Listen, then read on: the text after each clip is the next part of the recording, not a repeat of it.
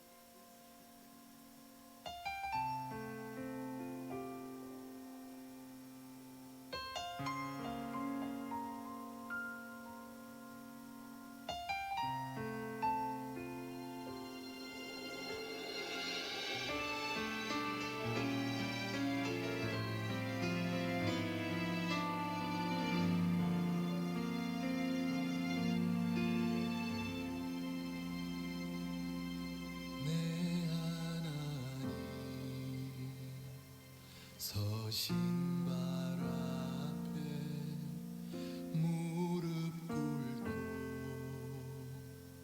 경배하리. 큰 권능과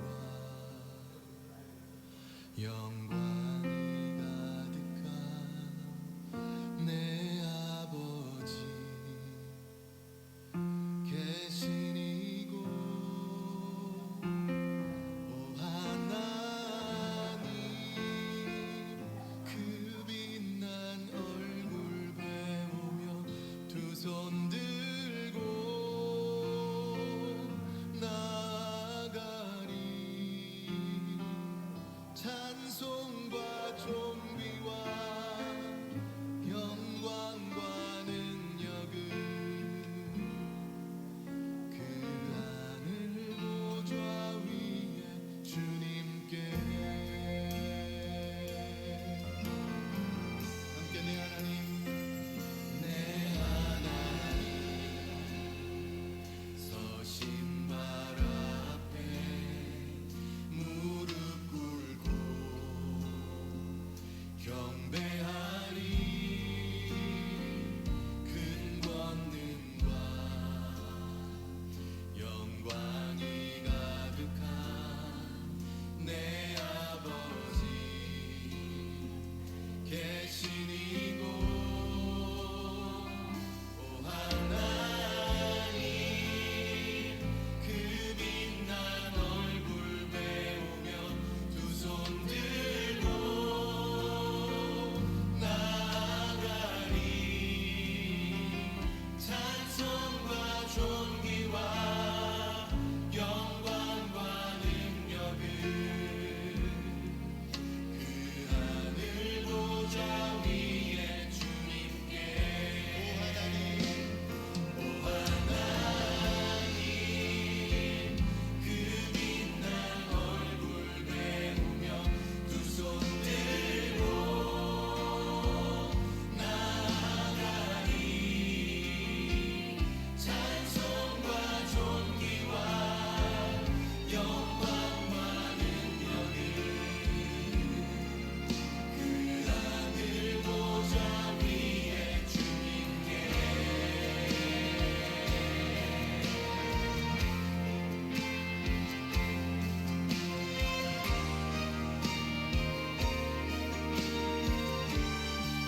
우리 이제부터 노래하겠습니다.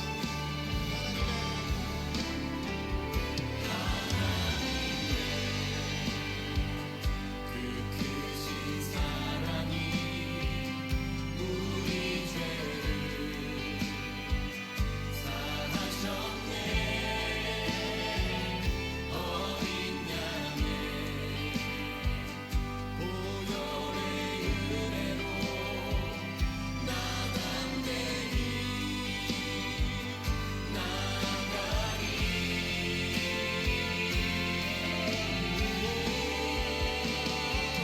오 하나님, 그 빛난 얼굴 배우며 두 손 들고 나아가리. 찬송과 존귀와 영광과 능력은 그 하늘 보좌 위에 주님께. 오 하나님, 그 빛난 얼굴 배우며 두 손 들고 나아가리. 찬송과 존귀와 영광과 능력은 그 하늘 보좌 위에. 2월 21일 주일 예배 하나님 앞에 함께 예배하도록 하겠습니다. 우리 사도신경으로 우리 신앙을 고백하겠습니다. 나는 전능하신 아버지 하나님 천지의 창조주를 믿습니다. 나는 그의 유일하신 아들 우리 주 예수 그리스도를 믿습니다. 그는 성령으로 잉태되어 동정녀 마리아에게서 나시고 분디오 빌라도에게 고난을 받아 십자가에 못 박혀 죽으시고 장사된 지 사흘 만에 죽은 자 가운데서 다시 살아나셨으며 하늘에 오르시어 전능하신 아버지 하나님 우편에 앉아 계시다가 거기로부터 살아있는 자와 죽은 자를 심판하러 오십니다. 나는 성령을 믿으며 거룩한 공교회와 성도의 교제와 죄를 용서받는 것과 몸의 부활과 영생을 믿습니다. 아멘.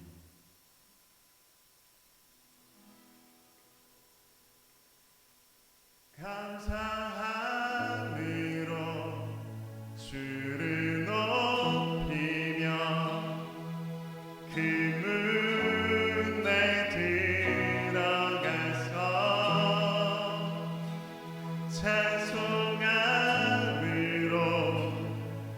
그 이름을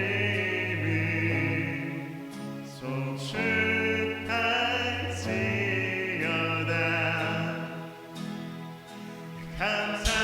감사함으로 주를 높이며 그 문에 들어가서 찬송함으로 그 이름을 송축할지어다.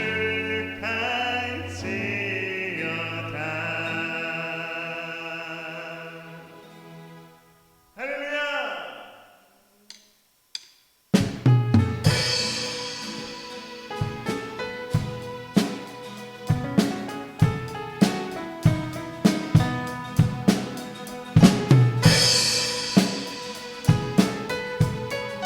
우리 찬양받은 주님 앞당하신 주님의 이름을 찬양합니다. 여호와를 즐거이 불러 여호와를 즐거이 불러 기쁨으로 주께 나가리. 여호와 하나님 내 주의 백성 기르시는 양이라. 아멘. 여호와를 즐거이 불러 기쁨으로 주께 나가리. 여호와 하나님 내 주의 백성 기르시는 양이라. 아멘. 감사함으로 주를 높이며 그 문에 들어가서 찬송함으로 그 이름을 송축할지어다. 감사함으로 주를 높이며 그 문에 들어가서 찬송함으로 그 이름을 송축할지어다.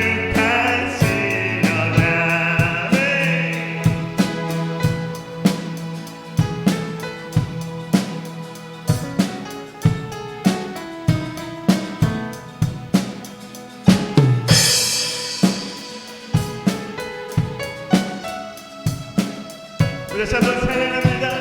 여호와를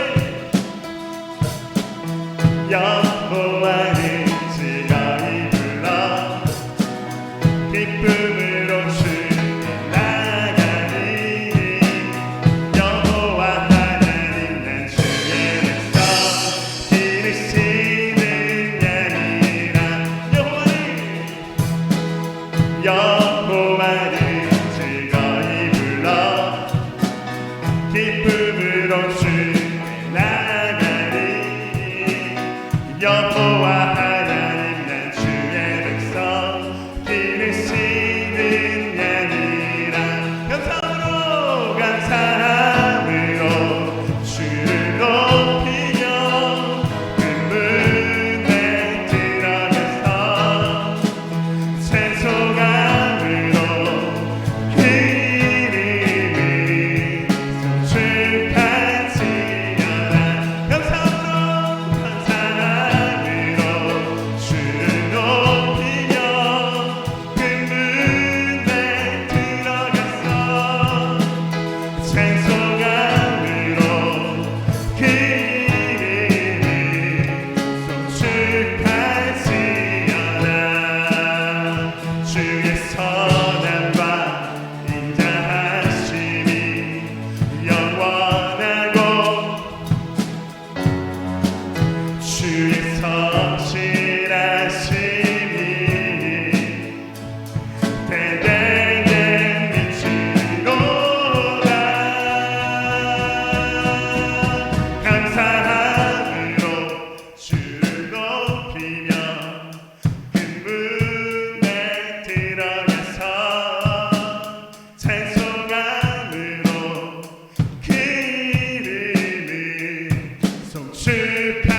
송축할지어다.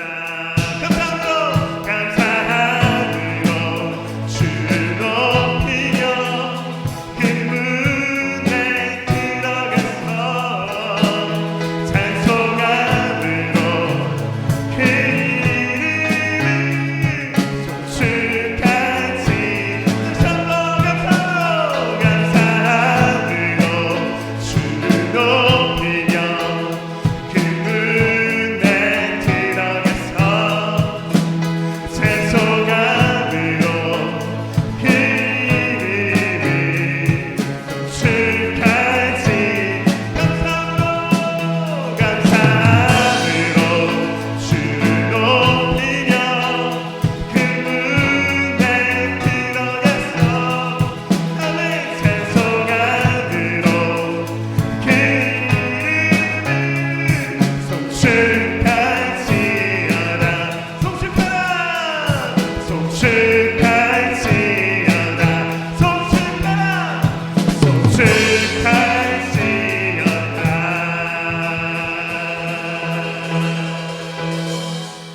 아멘.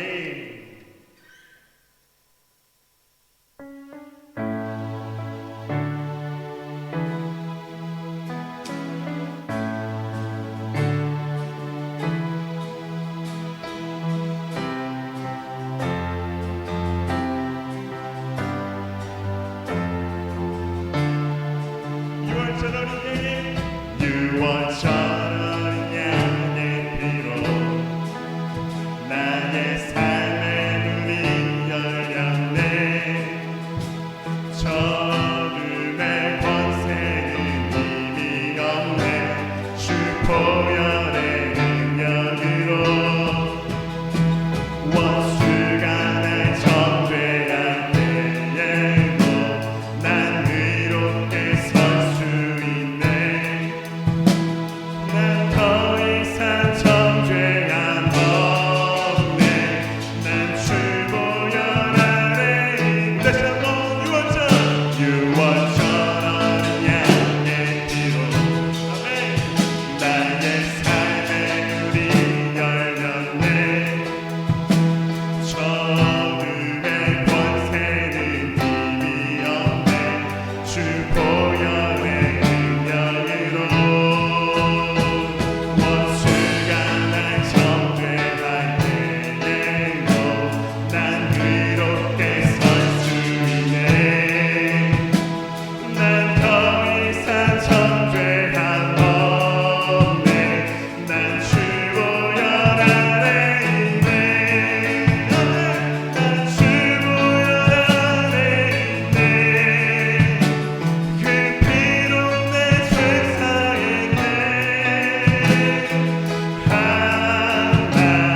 하나님의 긍휼 날 거룩해 하시었네. 난 주 보혈 아래 있네. 난 원수의 어떠한 공격에도 더 이상 넘어지지 않네. 난 주 보혈 아래 있네. 아멘.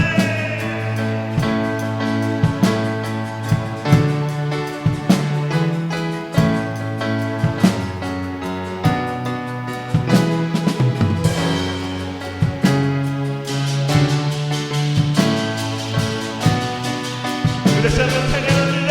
유월절 어린 양의 유월절 어린 양의 피로 나의 삶의 문이 열렸네. 저금의 권세는 힘이 없네. 주 보혈의 능력으로 아멘. 원수가 날 정죄할 때에도 난 의롭게 설 수 있네. 난 더 이상 정죄함 없네. 난 주 보혈 아래 있네. 아멘. 난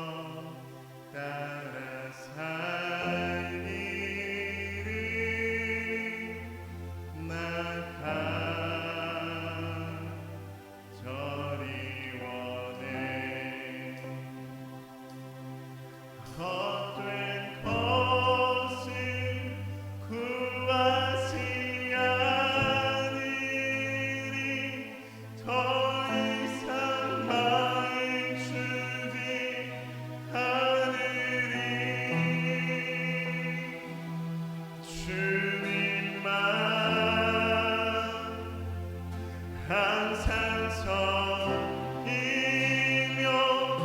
그 영광 안에 살리 주님만 이 나의 구원 주님만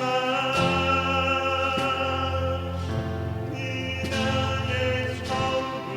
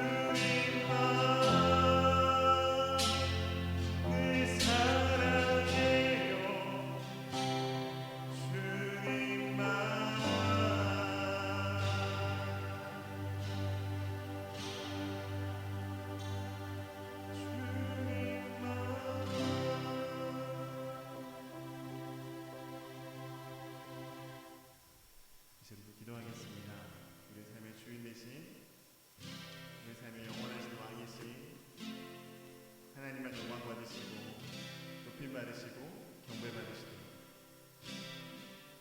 세계 열방 가운데에서 주의 복음을 위해서 수고하시고 하나님의 교회를 세워가는 귀한 선교사님들의 모든 삶에 하나님의 은혜와 사랑이 가득하도록 예수의 교회를 통하여서 정말 하나님의 마음이 시원케 되어지고 하나님의 영광이 나타나고 놀라운 주의 부흥이 일어나는 하나님의 놀라운 경험을 하는 그 교회가 될 수 있도록 하나님 기름 부어주시기를 위해서 또한 우리 성도들 한 사람 한 사람의 삶에 하나님의 위로와 하나님의 긍휼하심과 하나님의 은혜가 넘치는 그냥 믿음의 삶이 되기를 위하여서 이 시간에 함께 기도하며 나아가도록 하겠습니다. 기도하겠습니다.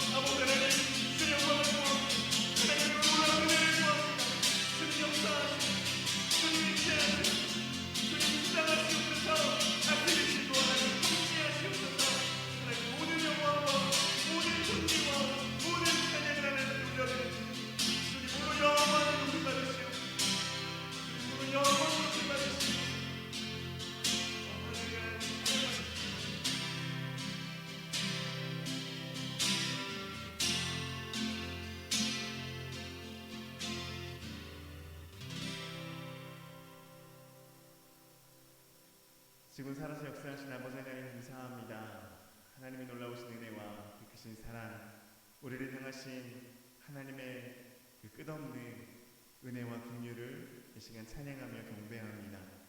하나님, 우리가 더 하나님을 사랑하고 더 하나님과 가까워지기를 소망하며 하나님의 그 놀라우신 은혜의 날개 아래 날마다 주의 평강을 누리며 하나님의 쉼을 누릴 수 있는 그런 믿음의 삶이 되게 하여 주옵소서. 하나님, 지금 여러 가지로 어려운 상황 가운데 고민과 걱정과 많은 어려움들 가운데 있는 자들이 있다라면 주께서 그들의 마음을 만져주시고 위로해 주시고 누구보다도 더 잘 아시는 하나님께서 정말 하나님의 놀라운 은혜의 손으로 그 어려운 마음들을 치료하시고 회복시켜 주시기를 간절히 소망합니다. 세계 열방 가운데에서 아버지 복음을 증거하기 위해 수고하고 애쓰시는 너무나 귀한 선교사님들, 추운 가운데에서도 추위 가운데에서도 복음을 증거하기 위해서 정말로 그 추위를 무릅쓰고 주의 복음 앞에 서 있는 귀한 선교사님들마다 주의 놀라운 영광과 은혜와 복이 넘치게 하시고 그 사역에 하나님의 기름 부으심이 가득하여 정말 믿지 않는 자들이 주께로 돌아오는, 아직도 하나님을 알지 못하였던 자들이 주의 놀라운 복음을 듣는 귀한 은혜의 복된 통로가 되게 하여 주시옵소서. 오늘도 예배 가운데 함께 하시는 주님을 찬양합니다. 좀 이 가운데 임하셔서 우리 예배를 받아주시고 이 예배를 통하여 우리에게 부어주시는 놀라운 하나님의 그 사랑이 넘치게 하여 주시옵소서. 함께 하시며 감사드리며 살아계신 예수 그리스도의 이름으로 기도합니다. 아멘. 오늘 함께 나눌 말씀 보겠습니다. 오늘 함께 나눌 말씀은 요한복음 1장 43절에서 51절까지 말씀입니다.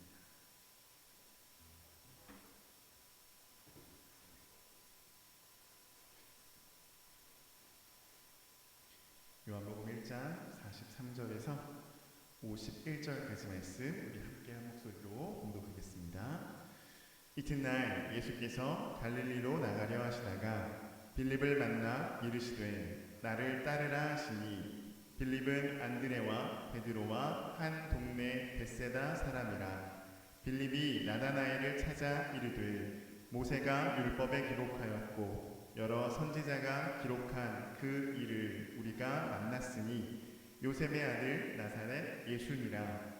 나다나엘이 이르되 나사렛에서 무슨 선한 것이 날 수 있느냐. 빌립이 이르되 와서 보라 하니라.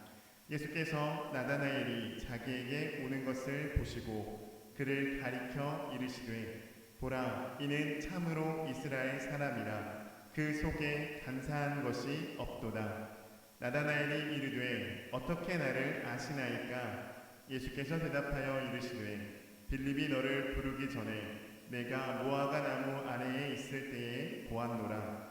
나다나엘이 대답하되 랍비여 당신은 하나님의 아들이시오 당신은 이스라엘의 임금이로소이다. 예수께서 대답하여 이르시되 내가 너를 무화과 나무 아래에서 보았다 함으로 믿느냐. 이보다 더 큰 일을 보리라. 또 이르시되 진실로 진실로 너희에게 이르노니 하늘이 열리고 하나님의 사자들이 인자 위에 오르락내리락 하는 것을 보리라 하시니라. 아멘. 모두 자리에 앉으시겠습니다. 오늘 여러분과 함께 요한복음 1장 43절에서 51절 말씀을 가지고 중심을 보신 하나님이라고 하는 말씀으로 하나님 말씀 함께 나누도록 하겠습니다. 네, 우리가 하나님 앞에 예배하는 것은 우리의 삶에 베푸신 그 놀라운 은혜의 고백, 감사, 우리에게 허락하신 하나님의 사랑에 대한 고백입니다. 네.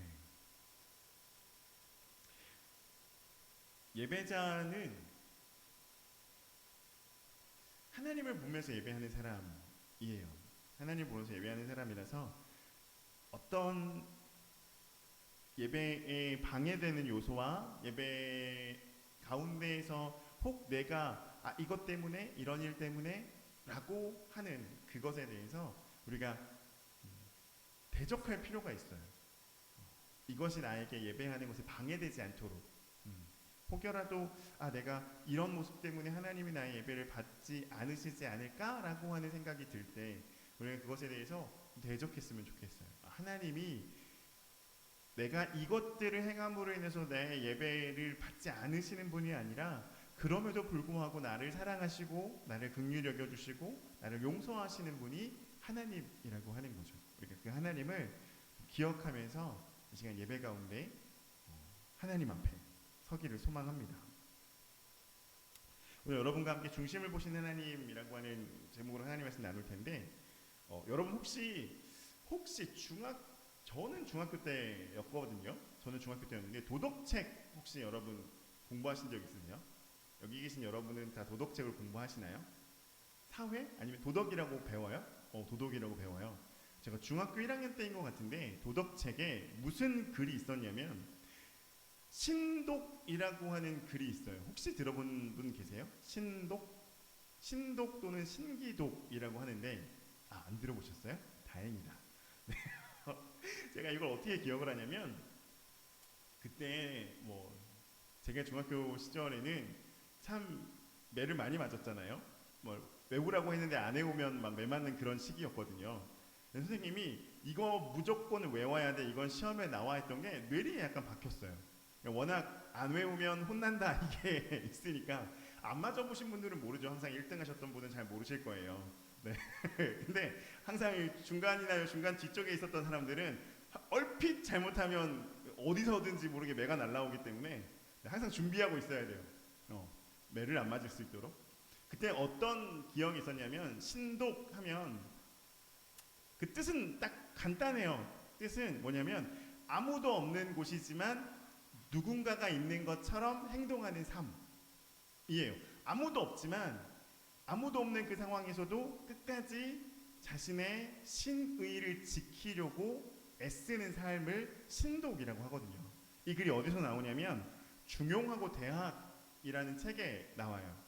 보통 우리가 알고 있기는 공자의 말을 기록했다라고 얘기를 하고 있는데, 뭐 중국에 있는 어떤 학자는 그의 공자의 손자인 자사라는 사람이래요. 자사라는 사람이 이 중용과 대학을 썼다라고 하는 사람도 있는데, 거기에 이런 글귀가 있어요. 죄송해요, 좀 어려운 말을 해서. 개신호기소부도 공구호기소불문 막현호은 막현호미 고군 자신기독아라고 합니다. 뭔 말이냐?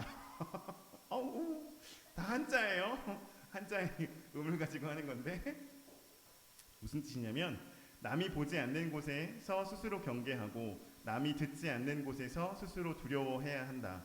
숨겨진 것처럼 잘 드러나는 것은 없으며 미세한 것처럼 잘 나타나는 것은 없다. 그러므로 군자는 홀로 있을 때도 삼간다라고 하는 말이에요. 군자의 덕에 대해서 이야기하는 글귀였는데, 제가 이 말을 기억하게 됐던 이유 중에 하나가, 혼자 있는 동안에 사람이 행하는 일들이 참 많죠. 혼자가 됐을 때, 누군가랑 함께 있을 때는 그렇지 않아요. 그런데 사람이 혼자 있게 되면 무언가 내가 외부로부터 어떤 그런 관계적 마음의 편안함을 느끼지 못한다라고 느끼는 외로움. 그러니까 단순히 정말로 육체적으로 고립되어 있는 상태뿐만 아니라 정신적으로 영적으로 고립되어져 있다라고 느껴지는 그 상태가 되었을 때, 사람이 주로 행동하는 모습 중에 하나는 죄를 매우 잘 행하게 된다라고 하는 거죠. 제가 밤에 이제 혼자 운동하면서 걷기를 하거든요. 혼자 걷기를 하면 정말 아무도 없어요. 깜깜한 밤에 한 10시쯤 되니까 아무도 없는 곳을 혼자 걸어요. 걷다 보면 가끔 무슨 생각이 드냐면, 무섭다 이런 생각이 들어요. 가끔. 그러면 그때 뭐 하냐면, 물론 귀에 찬양 소리가 들리니까 뭐 그렇게 신경 안 쓰려고 노력을 하는데, 그 갈대밭이에요. 주변에 아무것도 없어요. 정말 갈 때만 무성해요. 근데 바람이 막 쌩쌩쌩쌩 불잖아요. 그러면 이어폰을 꽂고 있어도 바람 소리가 이 귀에 들어와요. 이게 숭숭 지나가는 소리가. 제가 어떤 때 갑자기 놀래냐면, 위에 그 가로등 같은 게 있어요. 그러면 혼자 딱 걸어가다 보면 원래는 그림자가 없다가 갑자기 뒤에서 그림자가 확 나타나거든요. 이게 왜냐면 제가 걸어가고 있으니까 빛이 뒤로 가잖아요. 그럼 빛이 저를 이제 그늘지게 만들어서 제 그림자가 앞에 나타나는 거예요. 근데 혼자 걸어가고 있다가 갑자기 뒤에서 그림자가 확 나타나면 뛰어가거나 이러면 되게 빨리 오잖아요. 그러면 무슨 느낌이 나냐면, 누가 쫓아오나? 뒤로 쳐다보게 돼요. 근데 그럴 때마다 느끼는 게 뭐냐면, 혼자 있을 때, 사람이 혼자라고 느껴질 때 그때 해야 될 게 무엇인가? 라고 하는 거예요. 외롭다라고 느껴질 때, 사실 옆에 가까운 사람이 있지만 그럼에도 불구하고 우리가 그렇게 마음을 느낄 때가 있잖아요. 외롭다, 참 외롭다라고 느낄 때가 있는데, 그때 우리가 어떻게 해야 하는가? 바로 그 순간에, 뭐 제가 방금 읽어드린 공자나 이런 학자들은 그 순간에도 너희는 마음을 지켜야 된다라고 이야기를 하는데, 이 글을 쓴 사자라는 사람이 이 공자의 이야기를 해석을 해놨어요. 네, 어떻게 해석을 해놨냐면, 많은 사람들이 스스로 혼자 있을 때 자신을 지키는 것이라고 이야기를 했는데, 그 사람이 뭐라고 해석을 했냐면, 군자는 이미 자신을 지킬 수 있는 사람을 군자라 함으로, 여기서 말하는 신독은 자신을 지키라는 말이 아니라 그 자신을 온전하게 해야 한다라고 하는 뜻이다. 뭐 이런 식으로 해석을 해놨어요. 뭐 똑같은 말인데 조금 더, 그냥 이미 군자는 그걸 이미 지키고 있는 사람이니까 그보다 한 단계 더 올라가야 한다라고 하는 표현을 쓰고 있는 거죠. 그런 사람들은 그렇다 하고, 우리는 신앙생활을 하는 사람들이잖아요. 하나님 앞에 서 있는 사람들이잖아요. 그러면 하나님 앞에 서 있는 우리가, 믿음을 가지고 산다라고 하는 우리가 과연 혼자 있는 그 시간, 우리가 외롭다라고 느껴지는 그때 우리는 어떻게 해야 될까? 오늘 본문의 말씀을 통해서 그것을 한번 생각해 보려고 합니다. 벌써 코로나가 시작된 지 1년이 넘었어요. 작년 이맘때쯤부터 이제 코로나가 막 발병이 점점 더 많아지기 시작해서 학교도 제대로 잘 못 가게 되는 상황들이 오고, 특별히 교회 안에서는 전에는 그런 단어가 없었어요. 우리에게 너무 익숙해지고 있는 단어 중에 하나가 뭐냐면 대면과 비대면이에요. 대면 예배, 비대면 예배, 제가 살아오면서 한 번도 들어본 적이 없는 말이에요. 근데 어느 순간부터 이 코로나가 확장되어지고 교회가 예배를 함께 모여서 드리는 것에 대해서 사회적 거부감과 좀 여러 가지 문제들이 발생하다 보니까 대면 예배와 비대면 예배라고 하는 구분을 하기 시작을 한 거죠. 그러던 어느덧 이제 사람들에게 있어서 대면 예배보다는 비대면 예배가 좀 더 익숙해져 버린 상황이 우리에게 다가오게 된 거죠. 그러다 보니까 이 비대면이라고 하는 상황 안에서 드리는 예배가 이제는 어떤 면에서 정말 홀로 예배하는 자리에 서 있는 경우가 많아지게 된 거예요. 영상을 통해서 예배를 하는 게 너무나 당연하게 되어졌고, 그러니 컴퓨터 앞에서 정말로 지금도 아마 함께 예배하고 계시는, 영상으로 예배하고 계시는 분들 중에는 홀로 이 예배를 지금 보고 계시는 분들도 계실 거예요. 아무도 없어요. 전에는 예배당에 모여서 함께 예배를 했지만 이제는 정말 영상이라는 걸 보면서 홀로 예배하고 있는 사람들이 많아지게 된 거죠. 그러다 보니 예배임에도 불구하고 어떤 면에서는 뭔가 마음의 그런 실제로 예배당에 나와서 드렸던 예배와는 다른 마음의 태도와 모습들을 가지게 되는 경우들이 있다라고 하는 거죠.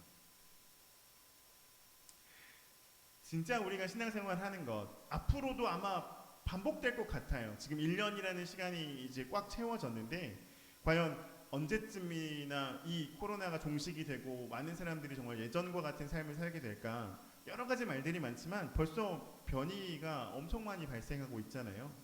과연 이게 뭐 빠른 시일 안에 될까? 아닐 것 같아요. 그렇게 빨리 되지는 않을 것 같아요.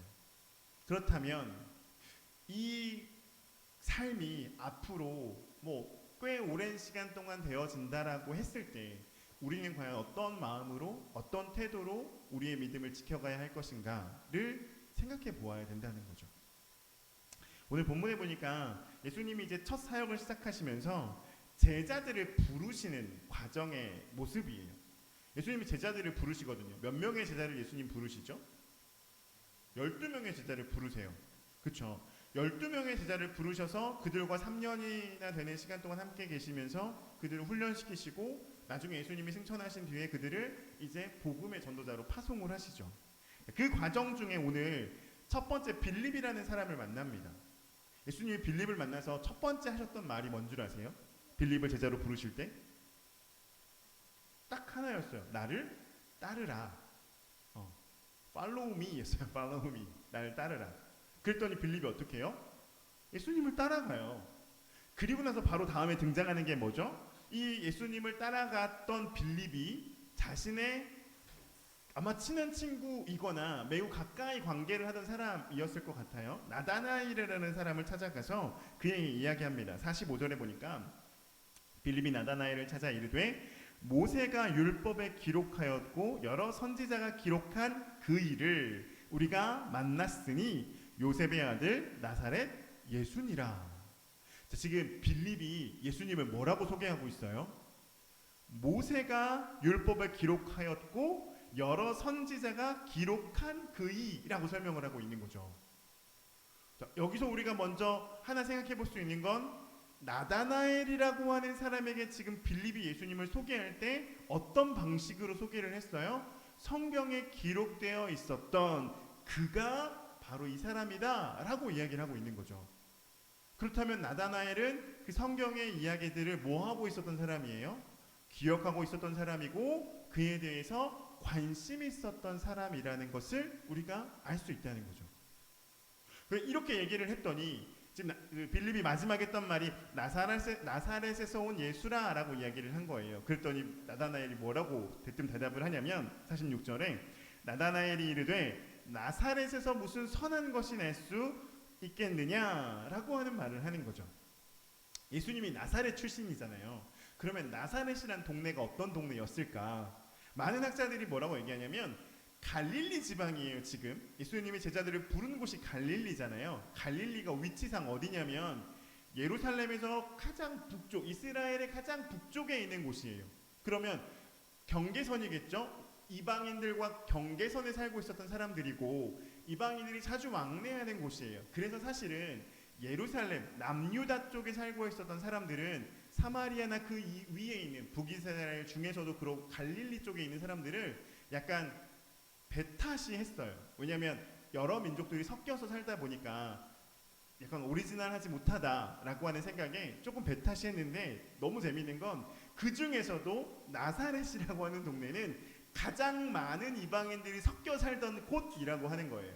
그러니 이미 갈릴리 지역 자체가 이 예루살렘 사람들이 보기에는 약간 섞여 있는 이방인과 같은 존재인데, 그들 중에서도 나사렛은 어떤 곳이에요? 더 많이 이방인들이 섞여 있는 곳이니 더 거부감이 드는 곳이죠.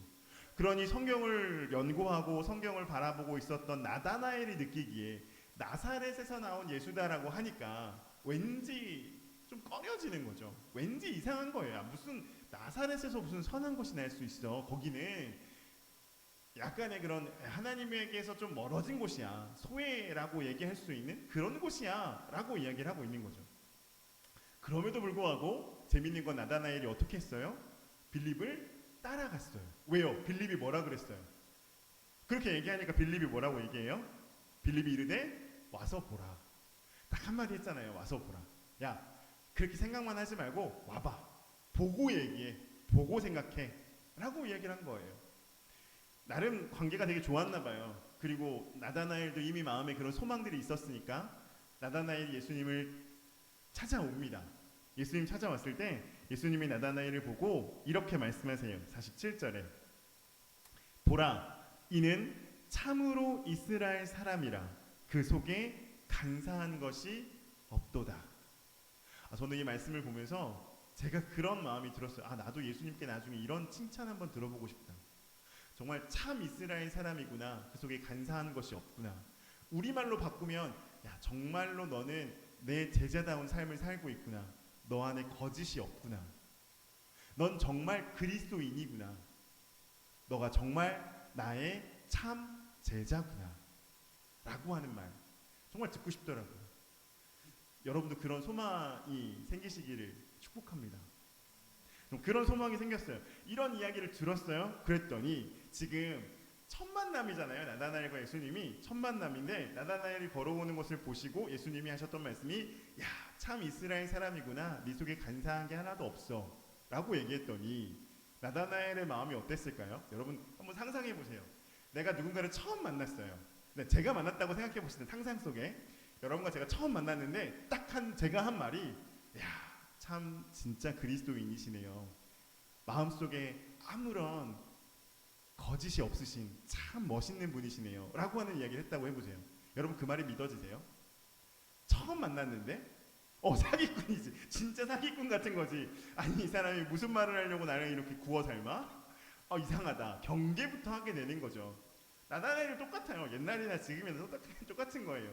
나다나엘이 뭐라고 얘기하냐면 예수님이 이 말을 듣자마자 48절에 나다나엘이 이르되 어떻게 나를 아시나이까? 이거 뉘앙스를 한번 느껴보세요. 되게 부드럽게 어떻게 저를 아시나이까? 이걸까요?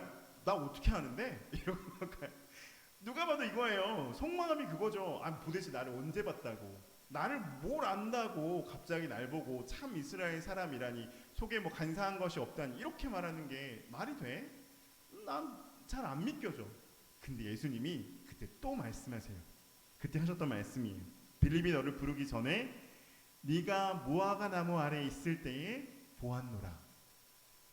예수님이 나다나엘에게 하는 건 딱 두 가지 이야기거든요. 첫 번째가 야, 참 이스라엘 사람이다. 그 속에 간사한 것이 없다.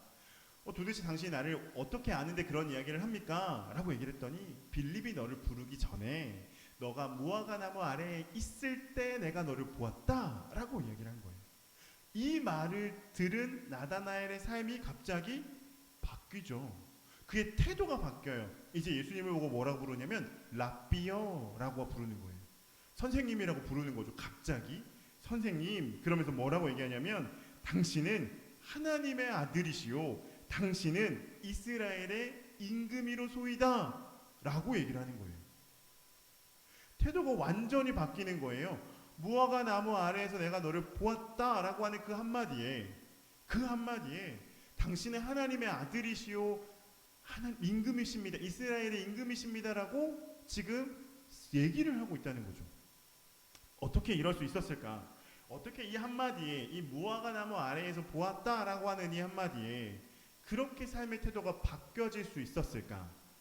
이유가 있습니다. 그 이유가 뭐냐면 이 무화과 나무라고 하는 것에 대한 특징이에요.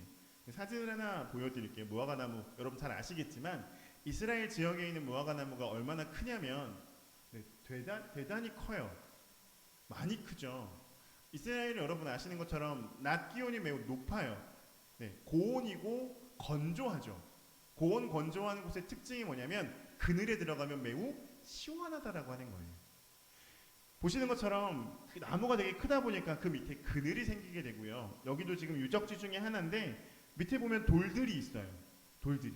당시에 이스라엘 사람들 중에 경건한 사람들은 원래는 예루살렘에 가서 성경을 배우고 랍비들이나 제사장들과 함께 하나님의 말씀에 대해서 연구하고 공부를 해야 하는데 지금 갈릴리 지역이잖아요.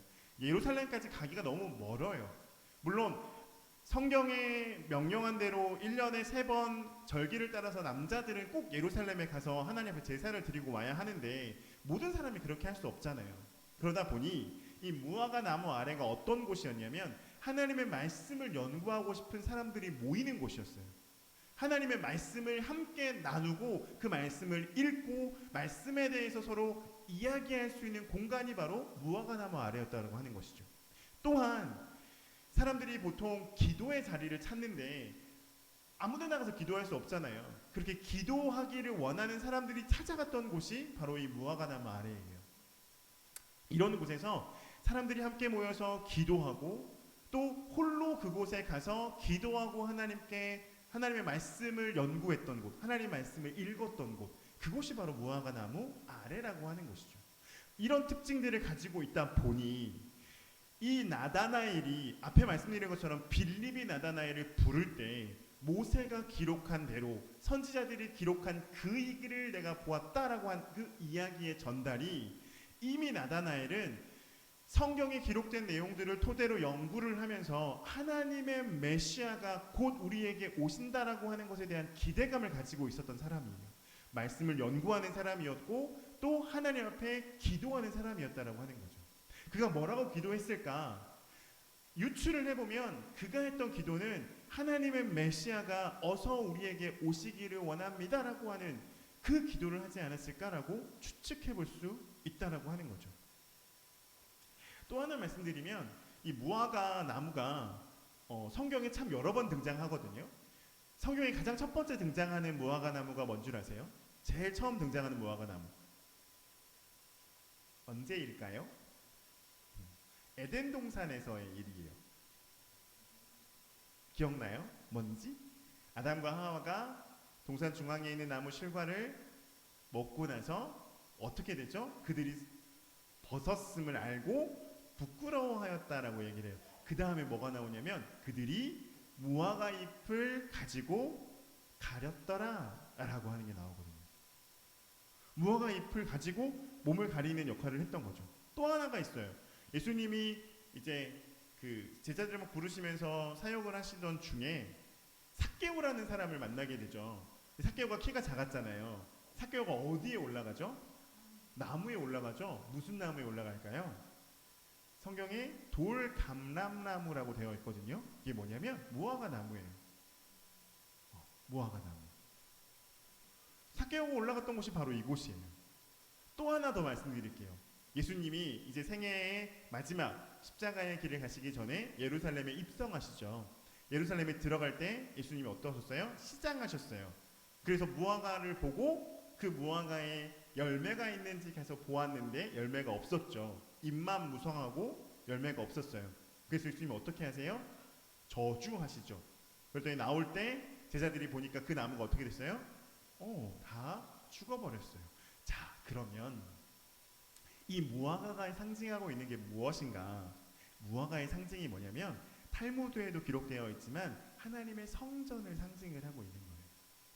바로 그곳에서 이 무화과 나무라고 하는 곳에서 이스라엘 백성들은 하나님을 바라보며 하나님 앞에 자신의 삶을 온전하게 세워가기 위해서 애썼던 장소가 바로 무화과나무 아래라고 하는 곳이라고 하는 거죠. 바로 그곳에서 지금 누가 하나님 앞에 기도하고 있었던 거예요? 나다나엘이 기도하고 있었던 거예요. 아무도 보지 않는 곳, 아무도 신경 쓰지 않는 곳, 아무도 기억하려고 하지 않는 그곳이지만 나다나엘에게 있어서는 이 무화과나무 아래가 하나님 앞에 나아갈 수 있는 유일한 장소였고, 그곳에서 하나님께 기도하고 그곳에서 하나님을 바라보았다고 하는 거죠. 어쩌면 지금 이 언택트라고 하는, 비대면이라고 하는 상황을 지나고 있는 우리에게 여러분은 그렇게 생각할 수 있어요. 아, 내가 하나님의 성전에 가서 예배하는 것, 그거에 대한 사모함 너무 좋아요, 너무 필요해요. 그러나 할 수 없는 상황이라고 했을 때 우리가 가져야 할 마음이 무엇이냐면, 지금 내가 예배하고 있는 그곳이 바로 하나님의 성전이라고 하는 거예요. 지금 내가 하나님을 바라보고 하나님을 찾고 있는 그곳이 하나님을 만나는 곳이고 하나님 앞에 예배하는 곳이라고 하는 거죠. 여러분의 그 모습이, 여러분의 예배하는 태도가 이제 나중에 주님이 여러분을 만났을 때 주님께서 여러분에게 말씀하실 거예요. 내가 내게 오기 이전에 너가 예배하는 그곳에서 나는 너를 이미 보았다. 여러분, 우리의 태도가 어때야 할지, 우리의 모습이 어때야 할지, 정말 나다나엘이 들었던 이 칭찬 우리도 함께 들었으면 좋겠습니다. 이유가 있어요. 이유가. 왜냐하면 하나님은 무엇을 보세요? 하나님은 중심을 보시는 하나님이라고 이야기를 해요. 사무엘이, 아멘. 사무엘이 이제 사울을 하나님이 버리시고 다윗에게 기름 부으려고 집에 갔을 때 그의 형들이 되게 많았잖아요. 그의 형들의 모습이 사무엘을 보기에는 왕으로 기름 붓기에 합당할 만큼의 모습을 가지고 있었어요. 근데 그때 하나님 뭐라고 하세요? 사무엘에게 반복적으로 말씀하시는 게 뭐냐면, 나는 중심을 보는 하나님이야 라고 말씀하시는 거거든요. 너는 외모를 보지만, 너는 겉을 보지만 나는 중심을 보는 하나님이야. 오늘 우리가 하고 있는 이 예배를, 우리의 예배의 중심을 보시는 분은 바로 하나님이십니다. 그 하나님이 우리의 삶에 어떠한 모습으로 우리가 서 있는지, 특별히 내가 홀로 서 있는 그 자리에, 아무도 나와 함께 하고 있지 않은, 정말 나와 하나님과의 1대1의 만남이 되어 있는 그 자리에 하나님이 나의 중심을 보신다라고 하는 거예요.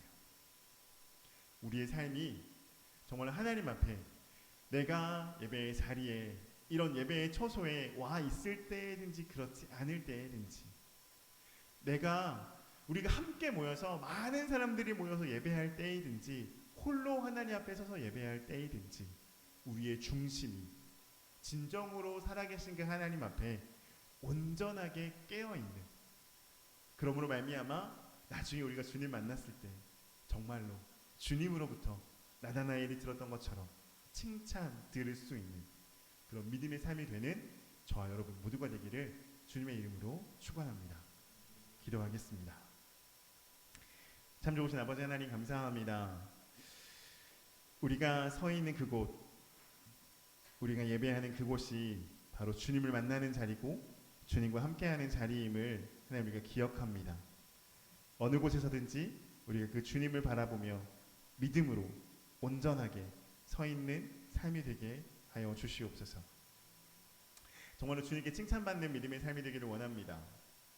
정말 간사한 것이 하나도 없다라고, 진정한 나의 제자라고, 나의 아들이라고, 그 마음의 중심이 얼마나 귀하고 예쁘게 하나님 앞에 서 있는지 칭찬받기에 합당한 그런 믿음의 삶이 되는 우리가 모두가 될 수 있도록 하나님 함께하여 주시옵소서. 감사드리며 살아계신 예수 그리스도 이름으로 기도합니다. 아멘. 나를 지으신 주님 함께 찬양하겠습니다.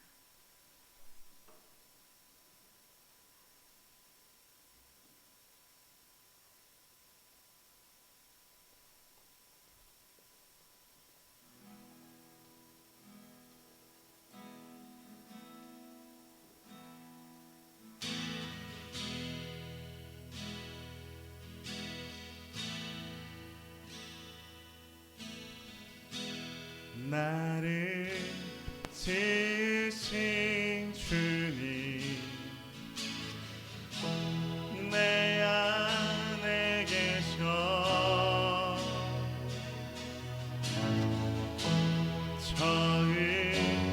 처음부터 내 삶은 그의 손에 있었죠.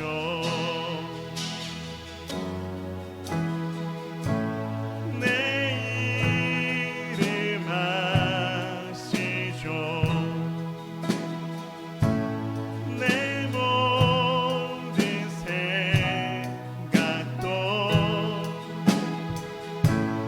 내 흐르는 눈물 그가 닦아주셨죠. 그는 내 아버지 그는 내 아버지 난 그의 소유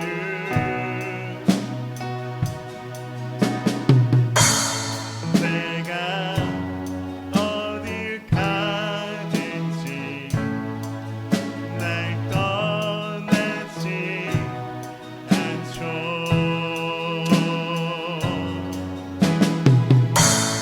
내 이름 아시죠. 내 모든 생각도 아바라 부를 때 그가 들으시죠. 우리 다시 한번 나를 지으신 주님 나를 지으신 주님 내 안에 계셔 내 안에 계셔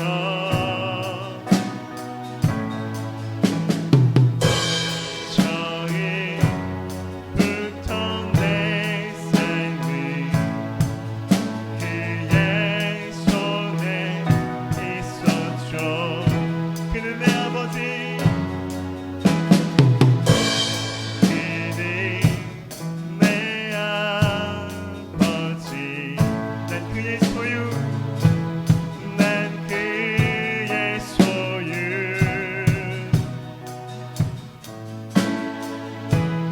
내가 어딜 가든지 날 떠나지 않죠.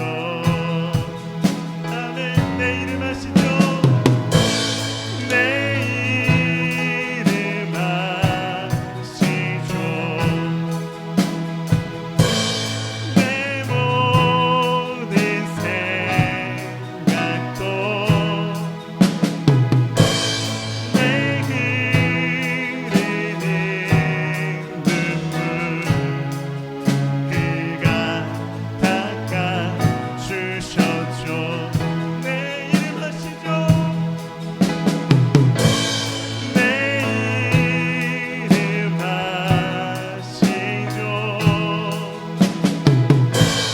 내 모든 생각도 아바라 부를 때 아바라 부를 때 그가 들으시죠. 그가 들으시죠.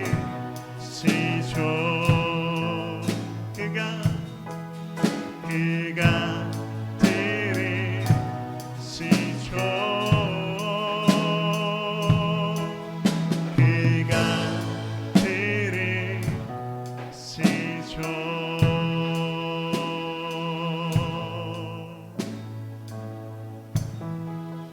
기도하겠습니다. 고마우신 하나님 감사합니다. 우리의 마음을 아시고 우리 이름을 아시고 우리를 기억하시는 하나님의 그 놀라운 사랑 감사합니다. 하나님께서 얼마나 우리를 사랑하시는지 하나님께서 얼마나 우리를 기뻐하시는지 우리가 날마다 그것을 기억하며 특별히 이 사순절을 지나고 있는 이 시간, 예수 그리스도의 그 십자가의 놀라운 사랑이, 예수 그리스도의 십자가의 그 놀라운 은혜가 바로 나를 위한 것임을, 나를 회복케 하시고 나를 온전케 하시고 나를 치료하시고 나를 구원하시는 놀라운 은혜의 복된 사랑이었음을 기억하며 더 하나님을 사랑하고 더 하나님을 기억하고 절제하며 사랑하며 기뻐하며 주 앞에 서 있는 믿음의 삶이 되게 하여 주시옵소서. 귀한 예물을 주 앞에 구별하여 드립니다. 아버지, 예물을 드린 손길마다 주의 복과 은혜를 더하여 주시고 이 예물이 오직 하나님의 나라와 하나님의 영광과 주의 의를 위하여서 온전하게 쓰여지는 예물 되게 하여 주시옵소서. 이제는 우리 주 예수 그리스도의 놀라우신 은혜와 아버지 하나님의 크고 극진하신 사랑하심과 성령님의 감화, 감동, 역사하심의 은혜가 우리가 홀로 서 있다라고 느껴지는 그곳에, 나 홀로 있다라고 외롭다라고 느껴져서 혹 내 안에 악한 마음들과 죄악의 마음들이 우리를 붙잡으려고 하는 그때에 우리와 함께하고 계시는 아버지 하나님을 기억하며 우리를 주 앞에 온전하게, 우리의 중심을 보시는 그 하나님 앞에 정직하게 서 있기로 결단하는 우리 모두 위에 이제로부터 영원토록 함께하옵시기를 간절히 축원하옵나이다. 아멘.